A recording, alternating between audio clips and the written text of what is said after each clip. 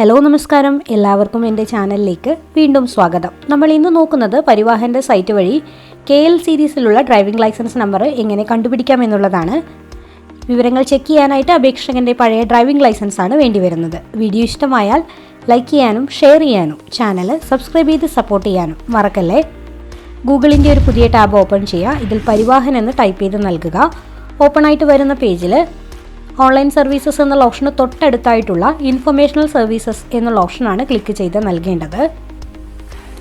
No your licence details എന്നുള്ള option ഒന്ന് click ചെയ്ത് നൽകുക.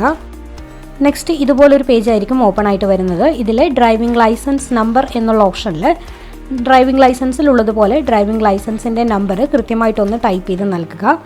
അതുപോലെ തന്നെ ഡ്രൈവിംഗ് ലൈസൻസിൽ കൊടുത്തിരിക്കുന്ന ഡേറ്റ് ഓഫ് ബർത്ത് കൃത്യമായി സെലക്ട് ചെയ്ത് നൽകുക. സൈറ്റിൽ വന്നിരിക്കുന്ന ക്യാപ്ച കോഡും കൂടി ഒന്ന് കൊടുത്തതിന് ശേഷം ചെക്ക് സ്റ്റാറ്റസ് എന്നുള്ള ഓപ്ഷൻ ഒന്ന് ക്ലിക്ക് ചെയ്ത് നൽകാവുന്നതാണ്. നിലവിലെ ഡ്രൈവിംഗ് ലൈസൻസ് ഹോൾഡറുടെ എല്ലാ വിവരങ്ങളും ഇതിൽ വരുന്നതാണ്. ഇതിൽ ഓൾഡ്/ന്യൂ ഡ്രൈവിംഗ് ലൈസൻസ് നമ്പർ എന്ന ഓപ്ഷനിൽ കൃത്യമായിട്ട് KL സീരീസിലുള്ള ഡ്രൈവിംഗ് ലൈസൻസ് നമ്പർ കൊടുത്തിട്ടുണ്ട്. ഈ ഒരു നമ്പർ ഒന്ന് നോട്ട് ചെയ്ത് വെച്ചതിന് ശേഷം പരിവാഹൻ്റെ സൈറ്റിലെ ഓൺലൈൻ സർവീസസിൽ ഡ്രൈവിംഗ് ലൈസൻസ് റിലേറ്റഡ് എന്നുള്ള ഓപ്ഷൻ ക്ലിക്ക് ചെയ്ത് കണ്ടിന്യൂ ചെയ്ത് വരുന്ന പേജിൽ സർവീസസ് ഓൺ DL എന്നുള്ള ഓപ്ഷൻ വഴി പ്രൊസീഡ് ചെയ്ത് അപേക്ഷകൾ സമർപ്പിക്കാൻ സാധിക്കുന്നതാണ്. വീഡിയോ ഇഷ്ടമായാൽ ലൈക്ക് ചെയ്യാനും ഷെയർ ചെയ്യാനും ചാനൽ സബ്സ്ക്രൈബ് ചെയ്യാനും മറക്കല്ലേ.